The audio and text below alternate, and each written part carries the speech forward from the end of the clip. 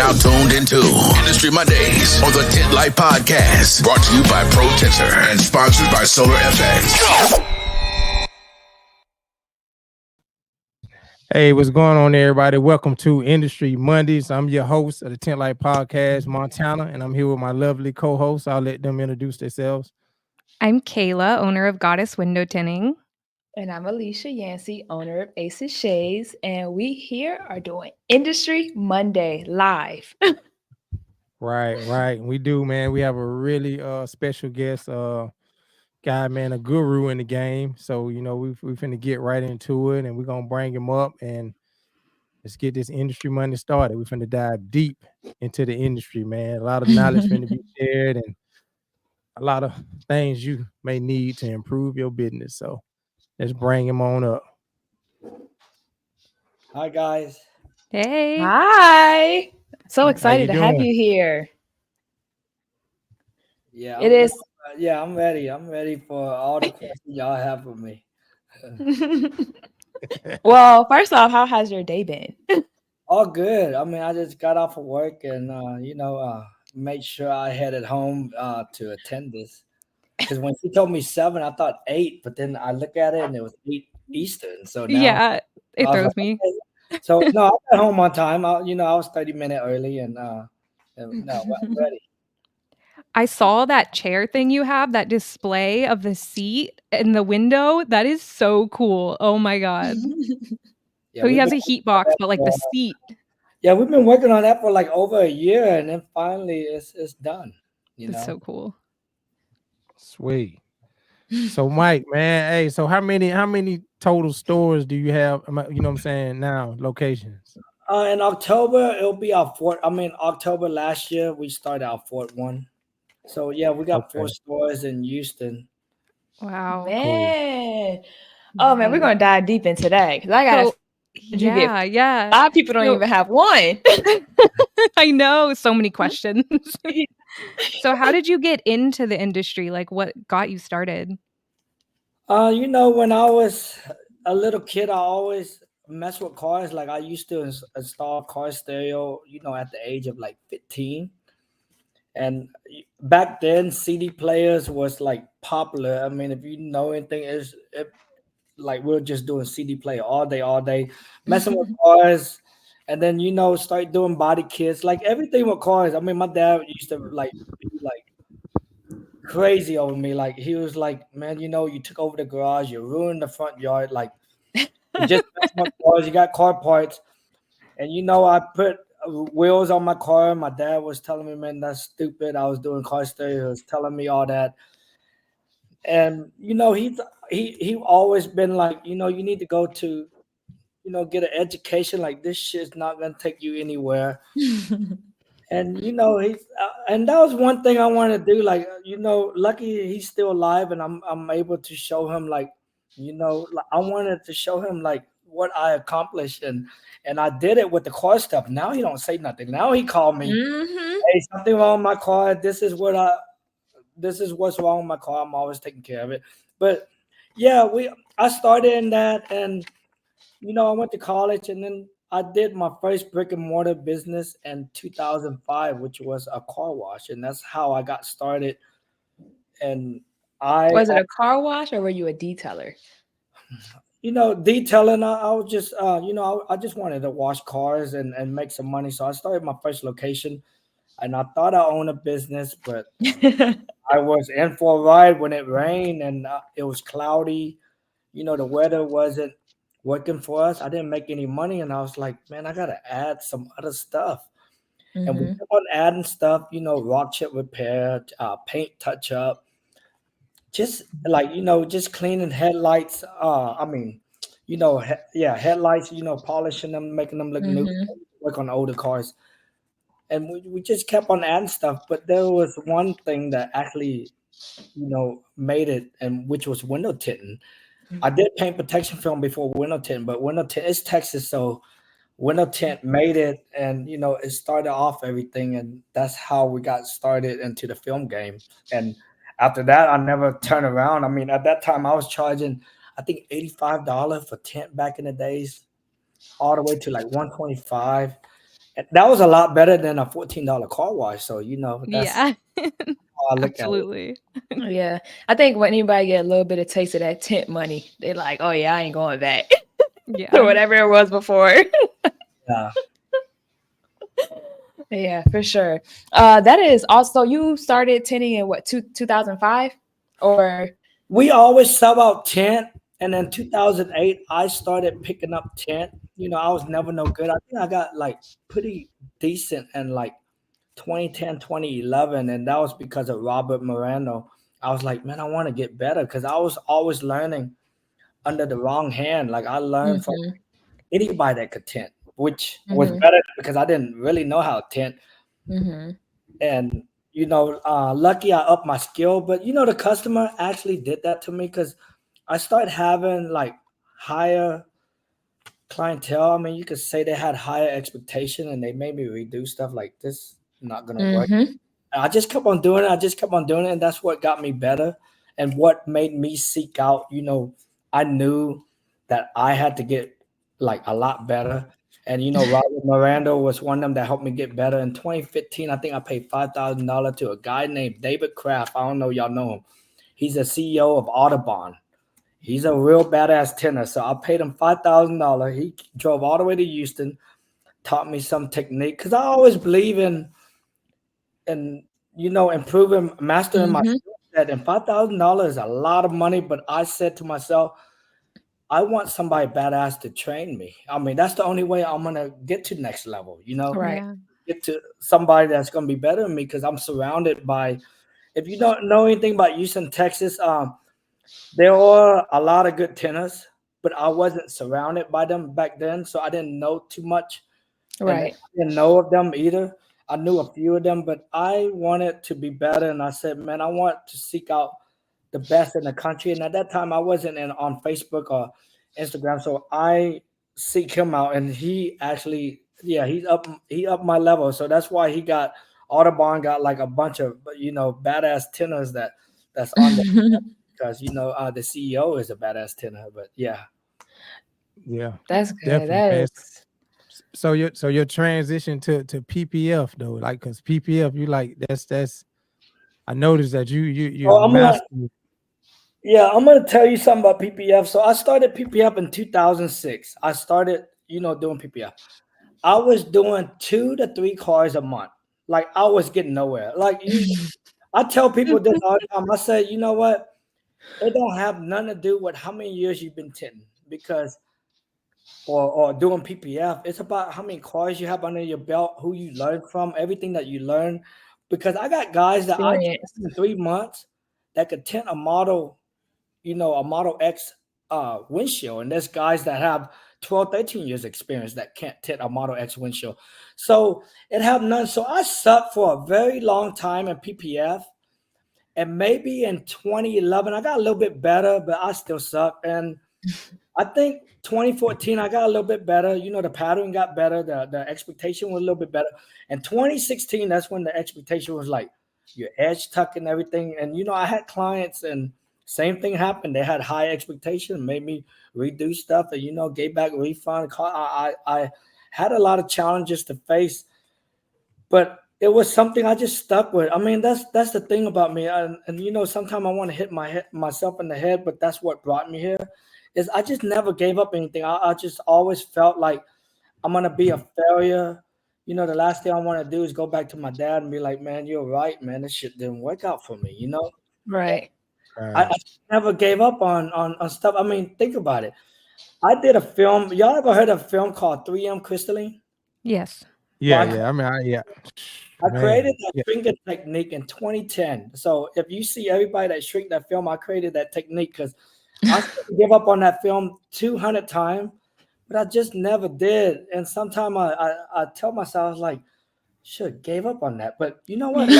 Because in 2010, I was charging $1,000 for window tint. Like I'm probably one of the first in the United States to charge In higher 2010. price. Yeah. For the So crystalline? yeah. So Yeah. I just never gave up on really anything I ever done. I just never been that type of person.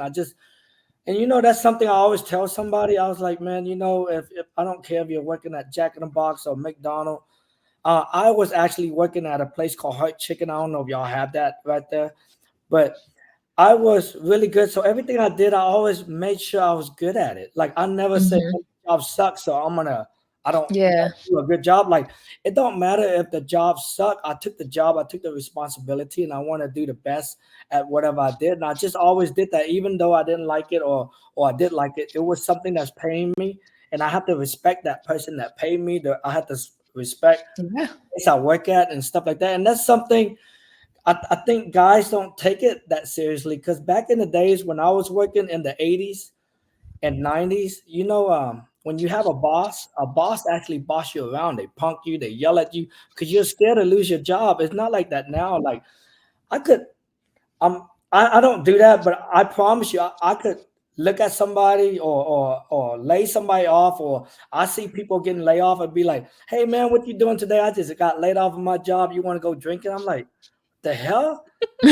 Went to try to get another job, and that's that's one thing I see that and I was like, man, what the hell? Like, man, Yeah. even make a post I and you lost your job. That's like pretty shitty, you know? Yeah, I agree. There's like a lot with this generation. I think that's what like makes us stand out and like why we have gone so far in our careers because we don't stop, we don't quit, and it's like it's so many people in this world that do quit, that do stop, and y'all just making it easy for us every time.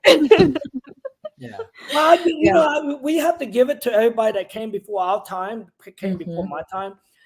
Before my time, there's a lot of people that was tinting that was making $100. And the technology that the industry gave us, the ceramic film, the multi-layer ceramic film, to allow us to make $1,000. I respect everybody that did that. And it's kind of crazy because some of the guys that actually made this happen for all of us didn't do anything in their life. I mean, they just stuck with window tinting and they just kept on giving, kept on improving, and it give us all of us a better life. So we always have to thank those guys and be respectful. Yeah.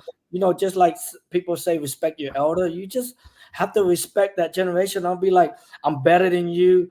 Yeah, because you got 25 years in the game doesn't mean shit. I'm better than you. Like you don't. You're always supposed to respect them. Like if you switch shoe, they would have respect you. It'd be like, man, I Yeah. get you. Like without you, I wouldn't make $1,000 because everybody that put their skill set, their education, just the advance in the film technology is allowing us to be successful right now. Like right now, is you could blink your eye and get $1,000 for tint. You know. Yeah. Yeah, especially with the help of like Tint Wiz and all of that. Like, oh my God, was that a game changer?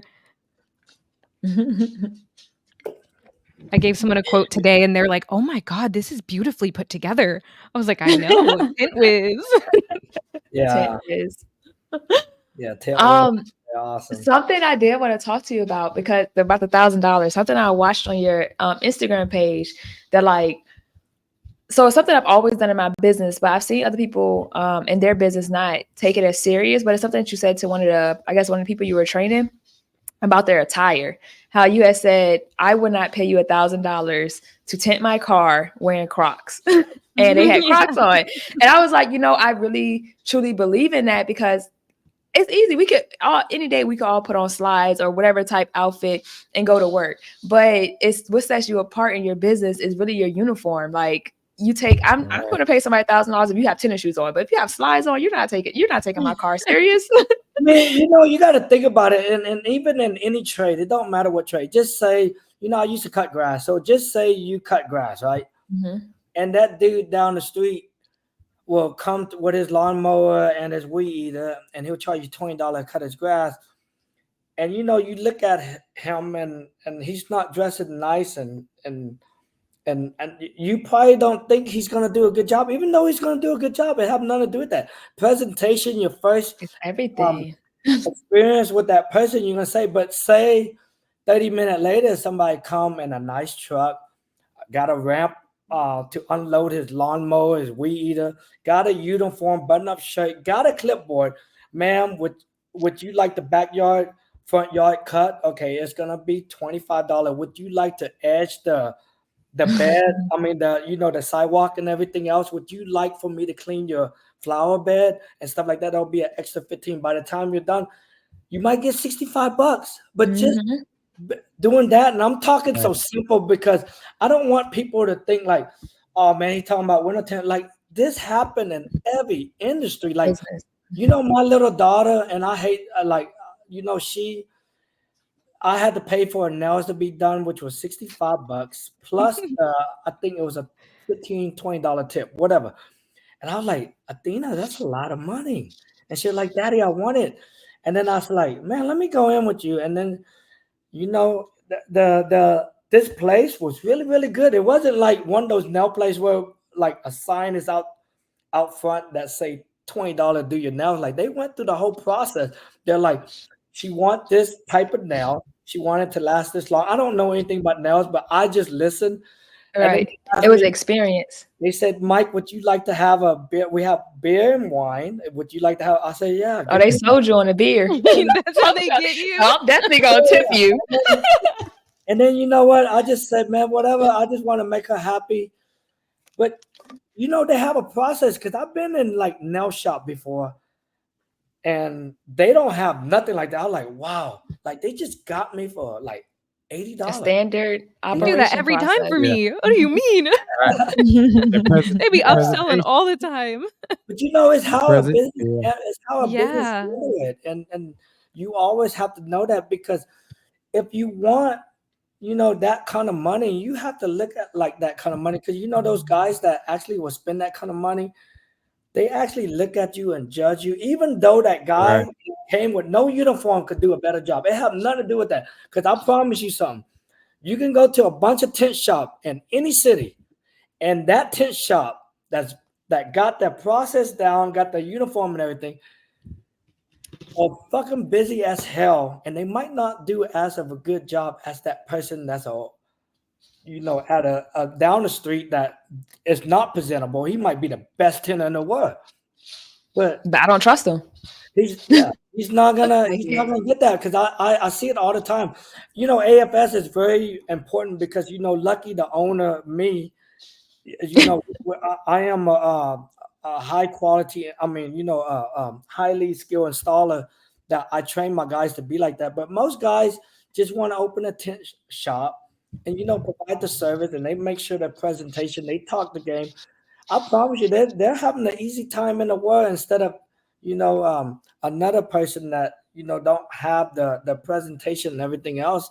And that's what set everybody apart is that just the mindset of how you look at business, because you're a mirror image of your customer, of everybody around you. You got to think about that. Like I could go hang out, I could go like talk to a dude and then I see him with his friends. I was like, you're just like your friends. I don't want to be around that shit. I don't want to like hang out with you because you are though, and that's you hang around what you are. I mean, I came from a very poor, background and upbringing, and I still have some friends, and I just tell them like, you can't come around to the workplace. You come hang out with me, but it can't be at work. Like I can't have that, but I keep. There's a few friends that I kept like that. I just you can't come here. You can't come here with me, but you can come here. You come to my house and hang out and stuff like that. And I have that because of my poor. You have to separate it from your business. Yeah, for sure. For sure. I had some time once I was at a job site once working with another tenor, and the other tenor called, I guess, their homeboy up to the job site, and like the homeboy came up there blasting music, smoking, like, and I was like, oh no, he gotta leave. He gotta go because this is a representation of us right now. And a lot of people don't have that mindset that like the people you bring around is people get that image that that's exactly how you are. And I don't want that image. Yeah. Even if I am like that at my workplace, I'm not like that. Yeah. Yeah, that's hard, especially in this industry. People are very lax, like, and that's a cool part of it, like it's good to be able to just, be yourself around like your work people, but like there's a line you have to draw. Absolutely. Yeah. Presentation, you know what I mean? Because that's what they're gonna look at. They look at, you know what I'm saying? Because it really don't cost much to invest in some uniforms, you know what I mean? It just look presentable because that's gonna get you that, like you say, that $1,000 tent job, but they're gonna feel more comfortable spending their money with you. They know you care about your appearance. Yeah. Also, a thing I like even now when I have uniforms with my logo on it, I don't want to wear no other shirt because when I walk out this door, I'm advertising myself, and somebody's probably going to ask me. So it's like it takes $25 or whatever your shirt may cost to invest in yourself, to set yourself apart from your competition out here. Because 90% of shops do not have uniforms, or 80%, wherever the percentage is. I know a lot of them don't have uniforms in their shops. Yeah, a lot of people got comfortable because they get away with just wearing anything and doing that. But that's if you can present yourself correctly, then it's a plus. It's a plus. Mike, you don't know how many people I sent that video to. Whenever I see a tenor in like regular clothes, I'm like, here, check this video out. But like there's guys that are been comfortable doing that for a very long time. And you just want. I mean, of course, you want to be comfortable while working, but then you could also. I think you made a point in there. You had said like when you go up to the front desk, you put on your tennis shoes, and then when you're working in the back, you could throw on your comfortable shoes. I think you had said that in your video, and so it's like if you want to be comfortable, you can be comfortable, but when you're talking to a customer or when you're presenting yourself, you don't need to be comfortable. We're not home. We're in a business. Yeah. I mean, I think if you came, just say you worked for me for a year or two, and then I just say I did accept you wearing your comfortable clothes and coming with your pajama to work and whatever, and just say a year later you ask me for, hey, Mike, I need more money. Like, I'm making like $1,200 a week. I want $1,500, and I'll be like, I'll give you the $1,500, but you better change the way you're dressing or everything. Like, I want you to like be presentable. I want you, because I feel like a person that invests in himself. It don't just making sure you look presentable. Your hair is not just like that. I just feel, man, I want you to do that because I just feel like you're gonna be good in life, like personally. Like you will attract everything. Like you could go to, after work, you could go, to a restaurant or whatever you're going to do, and just say you're not dating anybody. You can easily talk to a woman because now you'll be like, man, I can't talk to that girl. My hair is fucked up. As a dude, we say shit like that. And think about it. If you're always looking like that and then you say it in your mind and you keep on repeating that and you're repeating it out loud, the universe heard it and be like, they're not going to do that. So, and I see them be like, oh man, I ain't gonna go up to that girl because man, my hair messed up, or oh man, I'm not dressing right now, man.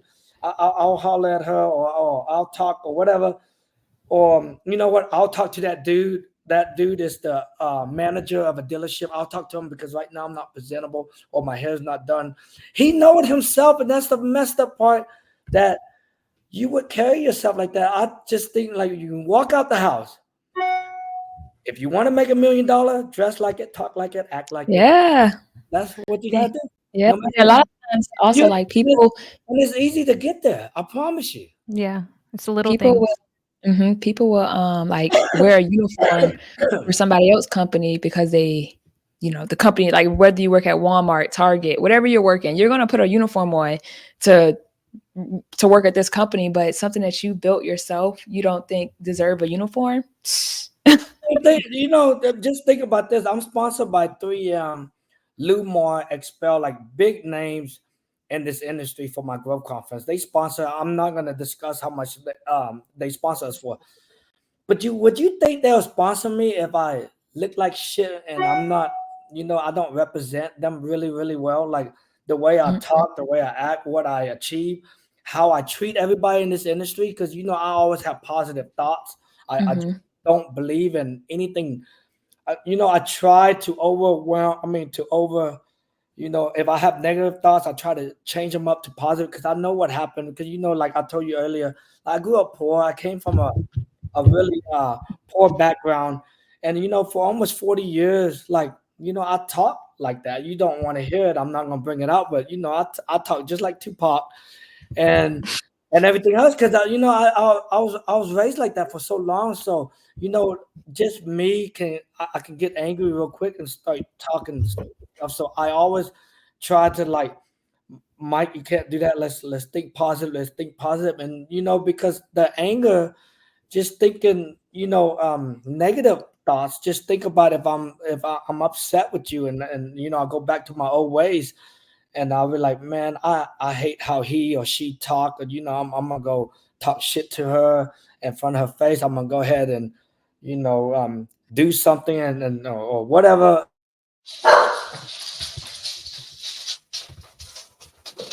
The puppies have arrived. Why it's going to be really important for you to carry yourself with positive thoughts, like no matter what. It's like a big thing. And I talk to people because you only have so many thoughts in an hour. Make it positive, because if it keep on going positive, it create a positive plan, whatever you're trying to do in your life. Yeah. And a lot of times your mindset really is what's going to make or break you in success.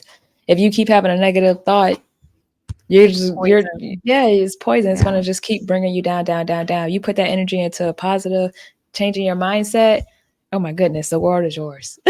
Yeah. And people will be like, that's listening, it's not easy, guys. Like, I fight it. It's hard for me It to is. admit, because just last week or this week already, we have a customer that's upset, and I'm getting into that, because I could get into that negative way of thinking and or attitude or whatever real quick, and I fight it myself too. So it's not easy. Like, I'm always like talking to myself, Mike, thinking about that ain't gonna get you nowhere, ain't gonna do nowhere. It's not, and I fight it. So I just want everybody that's listening. I know you guys do that, but man, just think about how much you could just have to have the control to turn that negative thoughts, and know that's negative, and talk to yourself. That's negative. Let's do something positive.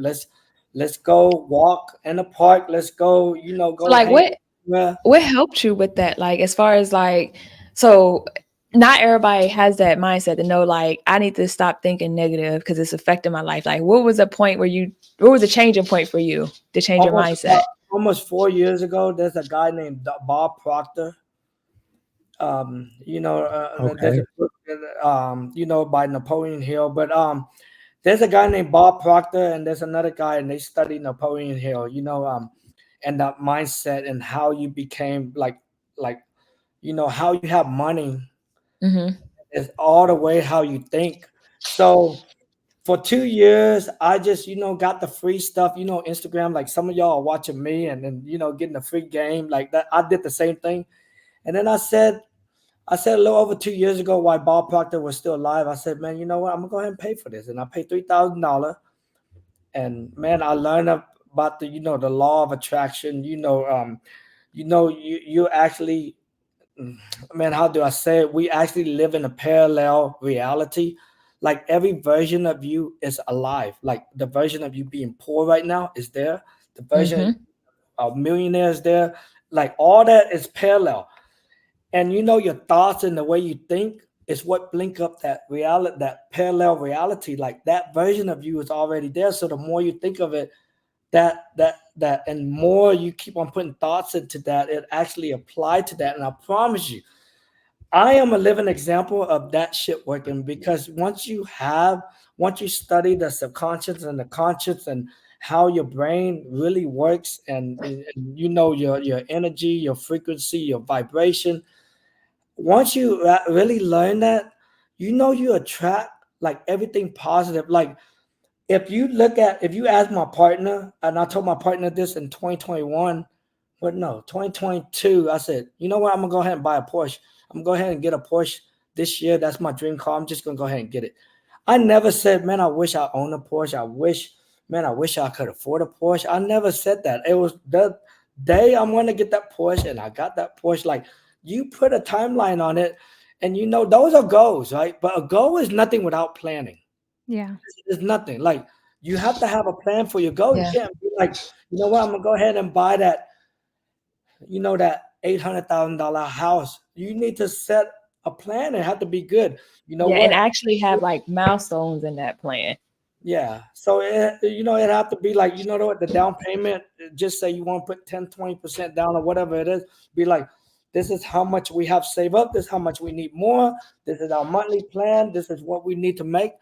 It's not hard. You know, if you're talking about making $1 million, that's only 2,000, like 2,020 something dollar a day. Like Only. hard. You get a little over Right. 210 for $1,000 is not hard. Like I'm trying to Yeah. tell you, it's not. But you have to think that way, and you actually achieve it. It's and you know sometimes the way I talk, I mean I get deeper into it, but then you know just me paying for that, man, it was worth everything. Like every Yeah. morning I learn a new law and how to achieve it, and it actually work for your business and your personal life too. But yeah, that's how I started in that. Yeah. So now Yeah. check this out, Mike. Now the auto film. Okay, the auto film mastery. The class. So is it like the seminar, right? You break down these things and pretty much the strategy for people to apply to their company to be able to build it to that level. Can you go deeper in that for us? So every year is different, and this year is going to be held in Houston, so it's going to be really affordable because we had it in Vegas all the other years. Montana, you were there, right? Yeah. On Yeah. the Vegas one? Yeah. Yeah. Yeah. I was there. So we last year we went over process, procedure, and policy to create a good system for your business. So this is it, guys. It's really simple. Like you know when I tell people, but like you just need this. 90% of the people won't listen to me, and you know they actually do listen to me, but they don't apply it, and that's why I say the law of 100 thoughts, right? If you keep on putting a lot of thoughts into that plan, like just say everything I talk about, oh man, you know what? While you at my conference, you might be saying, man, I'm gonna do this, what Mike said. I'm gonna go ahead and create this process. I'm gonna go ahead and add this policy. I'm gonna go ahead and add this. This is gonna work. And those are thoughts that keep on going in this little jar. And you know what? My daughter made this for me, and it's 100 little stars.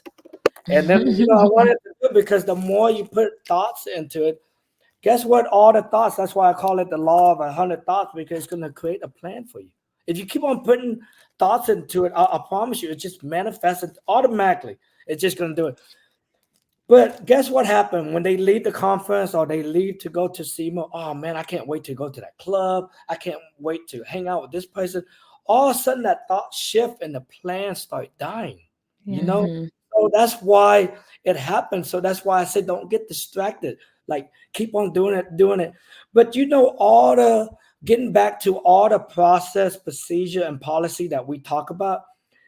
If you actually add all my process procedures, just say you want to get to $1 million, you have to have the process, procedure, and policy of $1 million shop. And guess what happened? You're not gonna that there's bumps in the road, right? But you already overcame those bumps because you have the process, the procedure, and the policy. So right when you hit something, oh man, we're gonna know how to handle this because we already got this in place. You get what I'm saying? It's the same thing of you know how you study like this big company and they have to have fire drills, or when you went to school, there's fire drills. So Right. if there was a fire, guess what happened? Everybody already know what to do because there's fire drills, what, every 3 months or something at school? Something like high Yeah. school, college. So think about it. There's fire drills for you. So if there's a fire, you already know what to do. The teacher know what to do just in case there's somebody that didn't really pay attention, but they already know how to handle it. But that's no business have that shit. And that's what, like I tell everybody, like so you're gonna learn how to put out a fire when there is a fire. Think about that. You're gonna Go in like panic mode. you're gonna get Yeah. burned. You're gonna get Yeah. burned, and then sometimes it takes for you to get burned and learn. But those are stuff that you don't need to. Go through. Yeah, you Yeah. don't need to go through it. But I think once you start out, yeah, you be taking the burns, but then like you get to a point where you're like, I don't want to take the burns no more. I want to learn from somebody else's mistakes. yeah. So you know all the there's a company that I help out, and they actually put those procedures in place. And these guys are actually like they became massive because of that. But all those stuff that they need to put in place, you need to put it in place right now because that's how you're gonna reach $1 million. Like you need to even though you don't have like, just say like, QC process, because you're the one that actually are doing the tinting, you're the one that checking in the customer, you're the one that checking them out. I feel you should practice that QC process right now, because that's the most important time. Because guess what? Every time you keep on adding habits to your company, because everybody tell me like, Mike, that's a lot of stuff to do. I said, no, it's not, because those habit, those guys master it. So adding an extra little duty that we have to do is nothing, because they automatically do that. Because guess what habits do? You're just gonna automatic do it. When you build Mhm. that habit, you automatically do it. Like when just say when you wake up in the morning, your routine is, to go brush your teeth, go shower, put shampoo in your hair, body, like all those stuff, like is nothing to you right now. So that's the same thing. So when you keep on adding some, so just say you have to add an extra routine to your morning routine. Maybe you got to cut, and you have to put like some antibiotic, and then wrap it up, or you just got a tattoo or something. You automatically gonna do that. So when you say that that's a lot of stuff, that's a mental blockage, and that's the Yeah. last thing anybody want to do, like to Yeah. add that in there. So you need to add that, and you'll get to $1 million really quick. I wish I knew that, because that was something that I could have done a long time ago, instead of me going over these little bumps and learning them challenges, losing money, having customer give me bad reviews and stuff like that. It's all these process, procedure, and policy are to protect your company when they get bigger. So my Right. company operate off that. It operate by itself because of that. It's amazing. Right. Yeah. Yeah, because you got a system in place, like you say, a system, and that system can keep and continue to run even though you're not even there. So, man, yeah, that's a blueprint for you. Yeah, I heard you're like you have a whole like sales speech thing and I was like I need that because like I can sell the film now, but training people to sell the film well is like, one of the harder things when they don't understand it. So having that like sales like pitch is Yeah. essential. Like that's just going to like tie them in cuz like you know what you're talking about. They're going to be like, "Oh, I trust you." Yeah. We have a high sophisticated sales script. I'm training a guy right now, but you just have to use that process of and the script. People look at it like, I don't want to listen to a robot, because they think that you're calling like AT&T, and these guys are just walking you through, or like HP, and they're just reading off a computer. No, this script is actually a high sophisticated script. You actually have to know your product, so you gotta be trained properly, because you can't just go off of this and read it. Like, you actually about to know about the product, so we have a training for you. And the script actually, man, it's like really really powerful, because I put everything in there, and it helped guide the conversation. Because the last thing you want to do, I'm ADD, so I could go like talking left and right. Like, I could go like, what did Mike say again? Like I could do that. So this keep us all in order, and Yeah. continue the conversation with question, guide it, and know how to close it. That's what the script does, and it's very Mhm. powerful. And we study that. Like, I put a lot of time in that. And then, I'm the last person that you would ever think, if you knew me before, be like, man, how the hell he put this together? I believe in it so much. I kept on putting thoughts into it.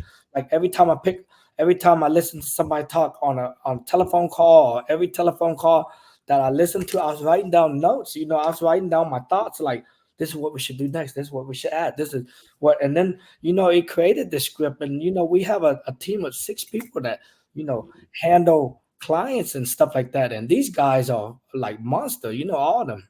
Mm. Yeah. I got Something. one lady that actually closed. She does over $1 million in sales herself. So her bonus is like really, really good. That's good. So one thing we do want to discuss was you said you have 4 shops when we started this.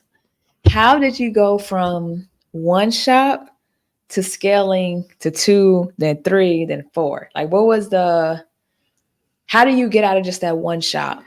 So the last shop for sure, you want to do really 2 things. You want to hire somebody to be your boss, you want the company to, operate without you. Of course, that's what everybody say, right? Mm-hmm. But what if your company can grow without you? And how do you do that? Because you Mm. hire everybody to be your boss. Like you don't boss anybody around. Like I don't want to hire my GM or it's just think about this. My installer, when they have a problem, they know not to come to me. They know I'm not the guy that I can't give them an answer. Cause I'm gonna say the same thing. You gotta go talk to Seth. What did Seth say? Oh, I'm gonna talk to you. I said, you gotta talk to Seth. I gotta like he gotta be the one handling it. And then So sometimes you force somebody to. I to Seth and they'd be like, well, Seth say we can't buy the extra buffer. And I'll be like, if that's what Seth say he's doing in the best interest, you probably don't need an extra buffer. So they're like, that's why we come. I said, I can't override what Seth say.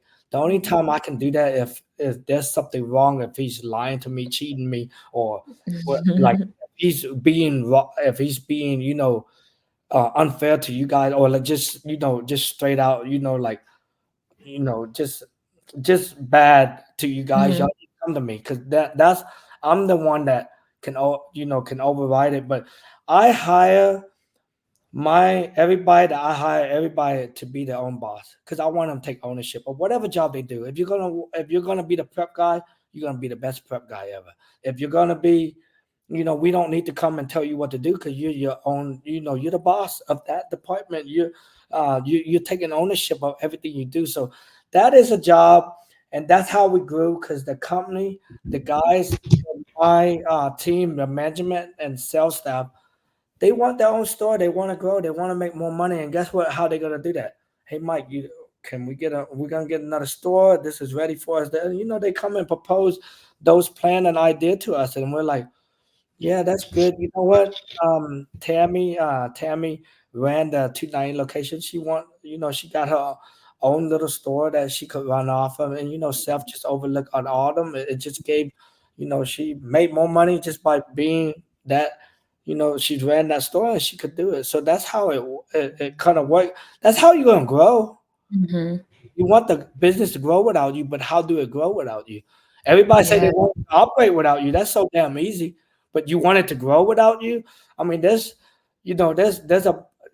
franchise. Like, you Did you? know, I mean, just say Chick-fil-A. I mean, I shouldn't even say Chick-fil-A because they're like 100 years light speed again.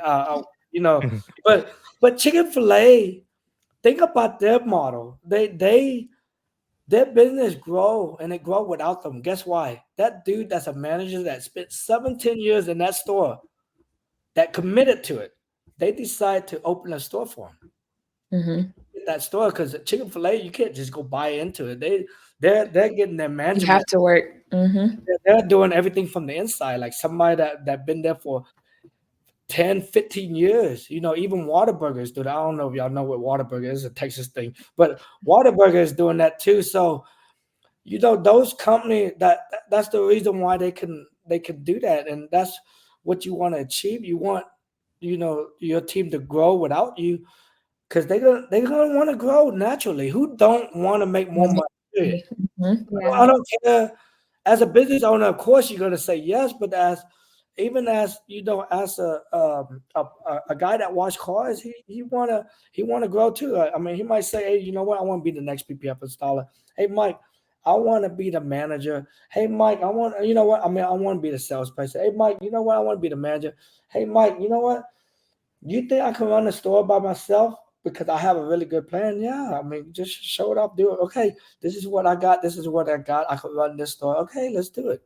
You know, and it just grow without you. Like I don't see a person that just want to stay still and not do it. I mean, Right. that's how every business grow. Home Depot or whatever, like whatever business is, all those business are growing without the owner. Look at it. Mhm. So you think it's more the way you treat them than where you find them? We spend a lot of so we got a long hiring process, and I believe this industry should have it to break the habits of everybody. So we just don't hire anybody. They have to be a hard worker. So if you have experience, I don't hire you. I look for hard worker. Like I gotta look for a dude that cut grass. I look for a busboy. I look for somebody that paint houses. Those guys are getting like 3, 4, maybe $500 a week, right? they're working their ass hard, and you might be in a different mindset and be like, man, why he working so hard? You know, he could do this and work less. But those are the guys I want. But they, you know, they're living and their world, their atmosphere. I mean, the atmosphere. That's what's around them. Like, you know, that's the job I could get. I've been getting jobs like this all my life, cutting grass, you know, painting houses and bussing table. And those are the guys I want because I believe a hard worker. I don't care if you know, a lazy person. If you pay more money, they still gonna be lazy. They still gonna find a way to be lazy. Like, Mhm. I outsmart them so I could be lazy. You know, I'm gonna get my $2,000 a week, but I'm gonna still try to be lazy somehow. Like, I might be able to, you know, get them to get me to come in late or you know, every day or leave early every day. They're gonna find something. But a hard worker always gonna work hard, and you just teach them something that's gonna make more money. It's so easy. So, you know, we have a hiring scorecard that we actually keep up, and you know, we ask those questions, and the higher the score. And those questions are really, really easy. I'll give y'all probably my best one. This is the question that'll make or break anything. How much do you have to make personally to pay your bills? So, you know, I'm always hiring somebody in their 20s. So they tell me, yeah, I need to make like 7,000, 8,000. I said, damn, your bill's 7,000, 8,000, and you only like 23? And they're like, yeah. I'm like, nah, fuck that. You already made a lot. You are bad. A bad financial mistake. Like, I'm gonna hire you and I'm gonna be fucked because you're gonna ask me to loan you $500. You're gonna ask me. You're gonna be telling me like, you know what, my car gonna get repo because it's like $1,200 a month because I bought a fucking Hellcat or something like that. So, you know, when somebody tell me, I got a guy named Nick that worked for me. He's a window tender. He's been working for us like since he was 17 years old. Man, I didn't even have to ask him that question. I just asked him like he'd been working like when he was in high school, so he come out after work and wash cars. I'll be like, "Hey Nick," so he graduated. I said, "Nick, what's your what bill you got?" I just wanted to know. I mean, we're gonna hire Nick anyway. He said, "Man, I ain't got no bill. I'm gonna have to start paying for my cell phone bill." And I was like, "Damn, that's nice." And you know, his mom gave him a car and he got insurance. I was like, man, I love those type of guys. Like I could take them and create them because I can pay anybody $8,000 to $10,000 a month. But if you're already coming on and expecting $8,000 to $10,000 a month when you're in your early 20s, man, I don't want to know what the hell you got. Like I don't want to know like how you living. I'm pretty sure your credit card is maxed out. Like, And then also you can't. There's no growth. Like, what's the incentive to yeah. work harder to get more money? But say I did hire somebody and I asked him that question. That and he said 8,000, right? Just say he say 8,000. I say, okay, I can pay you 10, right? I promise you, when you give that guy $10,000, he's still not gonna know. He's still gonna spend that shit because he's not good with money. He don't, you know, financial literacy is like a big problem. You know, like if you don't know how to handle your finance, no matter like you could give somebody $1 million a year. And if they don't know how to handle that finance, they're gonna spend it. Period. So it don't matter. So I just know, like, you know, there's no way this dude could save money and have a better life and you know do stuff that like you're supposed to do. So that's the question that I ask. And when you tell me like $2,000, I love it. When you tell me, you know, maybe 4,000, 6,000, I'm like, I don't want you because I'm not able to help you grow. Yeah. And then what other job are you asking for that much at 20 years old? Man, you don't I know, but you're talking about asking a tenor that will lie to you and say he was making $1,600 at another place a week. They're like, "Oh," they give you their best week, and they're like, "Yeah, yeah, that's what I make." Yeah. So, you know, I hear that and I just say, man, I said, let me see Your your check. integrity not there. And then they said, I don't have a check stub. I said, how did dude pay you? And then sometimes they tell me something Cash. stupid like cash. Or they tell me, oh man, you know, he gave me a check. I say, let me see that. Nobody giving you $8,000 a month under the table. Yeah. So, you know, and then I was like, let me see that. But they don't have the damn proof. So I'm like, man, I don't know what to tell you. Like you're hiding something from me. I mean, if you are this shit, I don't want. I don't want to fucking hire you because and I don't want to dive into it and try to figure out what are you lying about. Yeah. I don't want to even have that problem when there's somebody out here that's going to be honest with me. Yeah, but you'll see that in a bunch of window tender. You see that all day. Every window tender that I ever met, they all. I don't think one of them ever told me they made less than $1,000 a week. Not all of them. Yeah, I agree. I don't know if they made that money, but that's what they all tell me. I was like, and then I asked for proof, and it's like none of them really can prove it. So, Yeah. how you do that? Oh, you know what? I tint on the weekend, and I get cash in my grandma's garage. I was like, well, I'm gonna tell you this: when you come work for me, you ain't doing that shit. So you still want to tint on the weekend? You might as well not even just, come work it, because you're gonna automatically get terminated. Because it's my job to make sure I give you a livable wage that you're comfortable with. That's my job, and that's what my job is. Yeah. Because I want you to spend your why. I believe in the hustle, but I don't want you to start tinting on the weekend. It's just really bad stuff that happened from it. Like you end up like taking some material at the shop. You end up taking, equipment tools, and customers. You end up trying to leave early all the time, man. I got a doctor appointment. Like, how many doctor appointments you gonna My have? kid's sick again. But that's what everybody put themselves into, and I don't want that for my company, because I would never be able, to achieve, financial freedom. I mean, that's what we all try to achieve with owning a business, and I try to make sure my guys are are comfortable, because there's one thing about me. Like, I won't ever buy anything nice for myself unless I know my guys have something nice, because that's the last thing I want to do, is have my guys, suffering or living in, a low quality life, and I'm over here buying, a new car or living nice. Like, I don't want to do that. I rather like, hey man, what you need this week? You need to borrow some money. You need this. Like, I want to be the guys that help you, because that's the last thing I want to do. And that's the thing. Like, you want to create like a really cultural,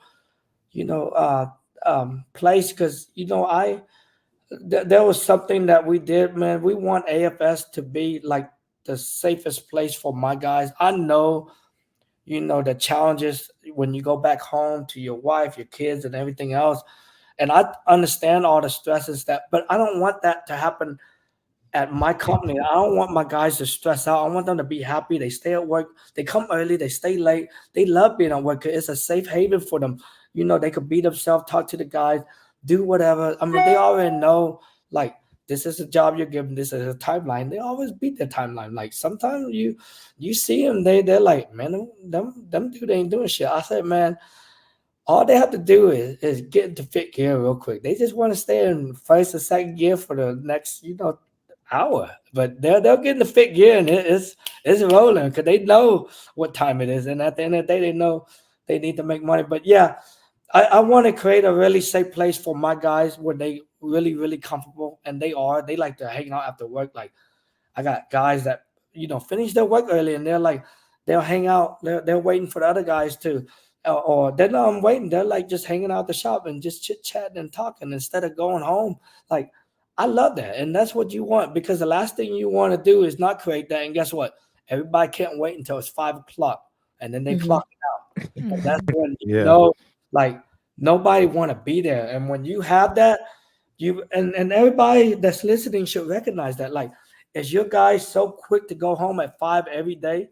They might not get along with the other guys at work. They might be mad at the manager. They might be whatever. And that's the last thing you want, because nobody wants to stay around like that. And if they stay around, they're just gonna end up fighting each other, and that's the last thing you want. So you want a safe haven for your guys. I mean, anybody that's wanting to grow their company or having a team, that's the first thing you want to do, because wouldn't you like to feel safe in your own place? And your guys want to feel safe too, and that's what will create them to, they're gonna create it automatically for you.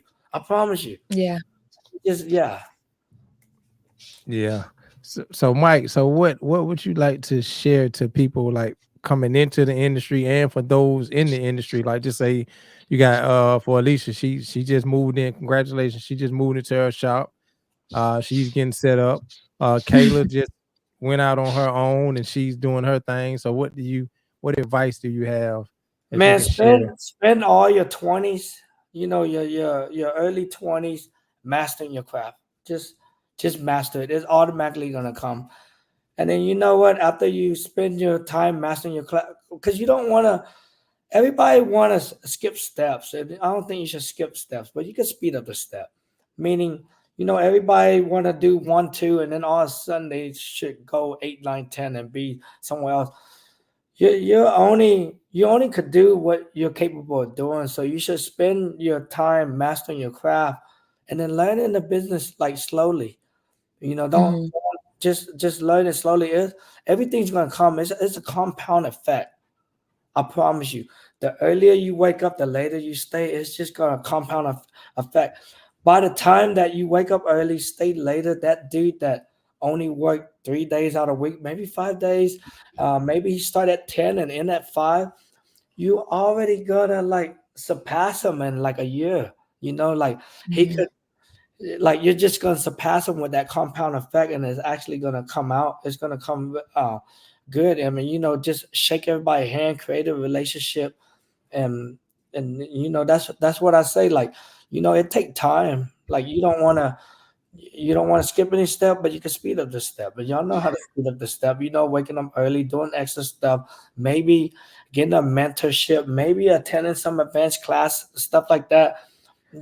That's what I recommend, and that's the stuff I did. I think I could have got here faster, but I mean, I didn't. Back then, there was no, Facebook to help me out. There was no Instagram. There was none of that. And then, you guys have all the secret tools and everything to get ahead. And I'll tell everybody that they're starting off too. But everybody want to make $1 million like their first 2 years. It's just not going to happen. I wish it was that easy. Fast money isn't good money. That's what I Don't learned. last. Nope, it don't last. So I rather steady grow my business, because when you steady and you don't come into all that money, you could learn from your mistakes. And I always have room to grow. If I'm already a millionaire first year in, I'm gonna get lazy the second year. Like, I could chill out. That's why NFL players, they just they blow their money. Yeah. They just blow all their money, and then they're just like, oh God, because they get rich so fast. Yeah. So you just have to do Right, that. can't skip those steps. Yeah. And I think the most important part as well is right now I'm within my first year of business. So I have no profit from my business. Everything is just going back into the business. And a lot of people, when they start in a business, they don't understand that you're not making no money. I don't have no money. Everything goes back. Alicia, you want to hear something? We put back money into our business. So cash flow is, if you don't have cash flow, you actually can never grow your business, because you have to always increase your cash flow if you want to add another services, add another person, and stuff like that. Cash flow is the money that it takes to run your business. You always have to have that, no matter what. So we gave back to our business every time. In the last, I think probably 3 years, the business wouldn't take any more money back, because we already gave it everything. We got extra lift. We have, clean room. We have all these equipment and everything else. Like, it couldn't take any more money. That it gave it back to us, and it gave it back to us like big time. Like, I'm talking about like big time, because now the money, we're like, man, how much we got? Because every month we're like, how much we got to get back to the company, or how much we got to do this, because we kept on growing. So when you're growing, your cash flow got to grow too. Just say you want to add another person, right? Just say your cash flow is $20,000 a month, which $20,000 is to buy supply, your overhead and everything to operate. That's cash flow that you always have to have saving. Just say you want to add another guy, and that guy might cost you $6,000. Then you got to increase your cash flow to $26,000.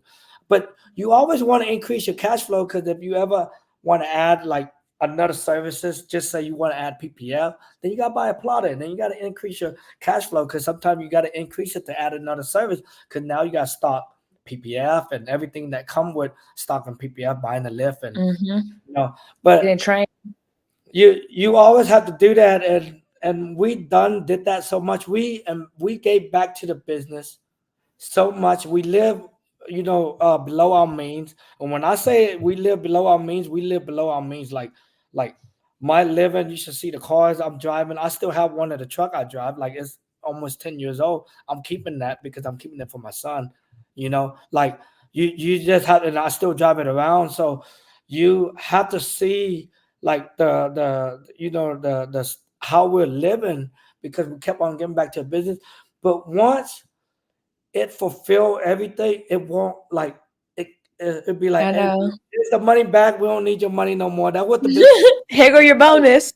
You know, the Cypress location, the new location that opened in October last year, we didn't have to put out money out of our pocket because we had savings in the business, and we took out 200,000 to open that business, right? And 100,000 was actually to do the improvement renovation, and another 100,000 was for cash flow.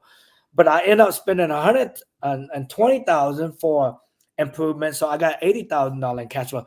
But we didn't have to put that money out in our pocket because the business had the money, and it just lent the other location money.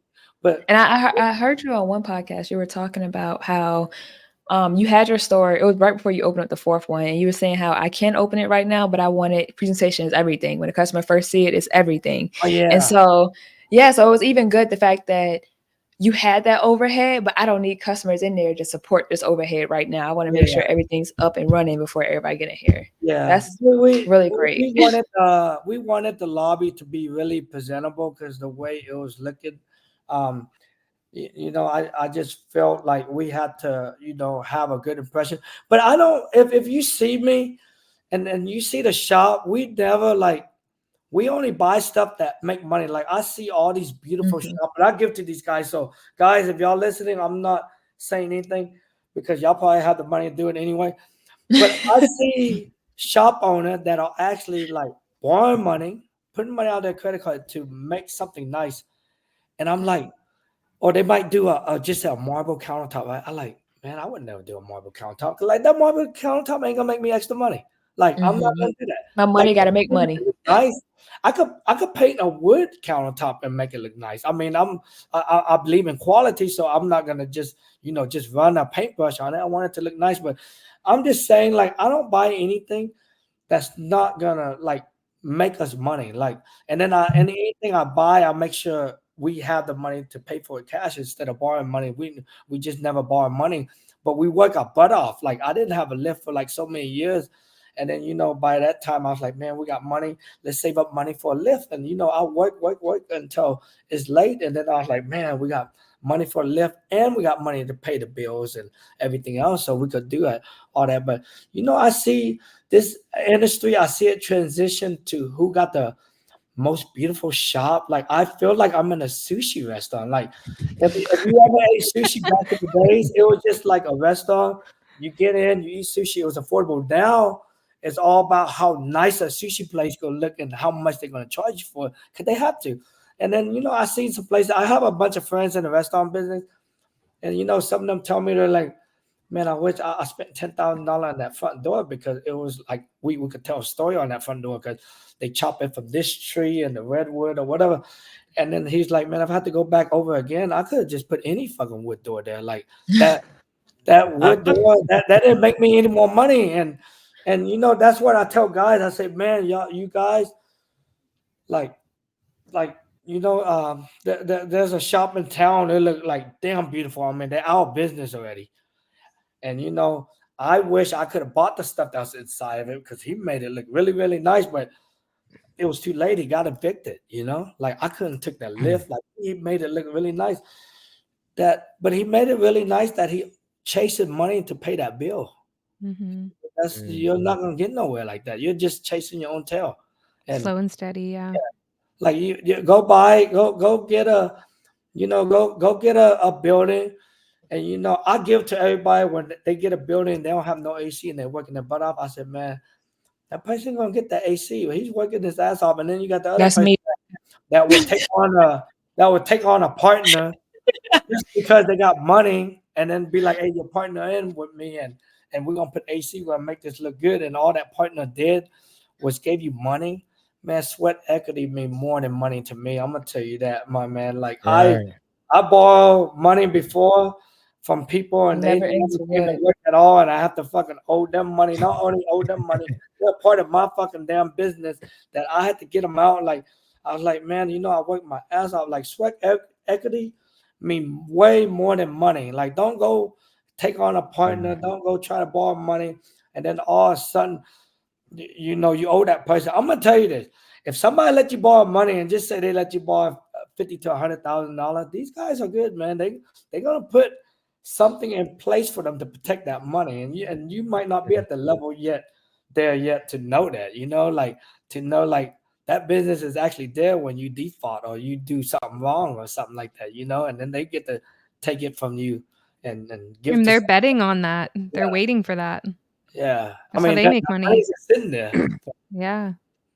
Wow. Right. Well, definitely, man.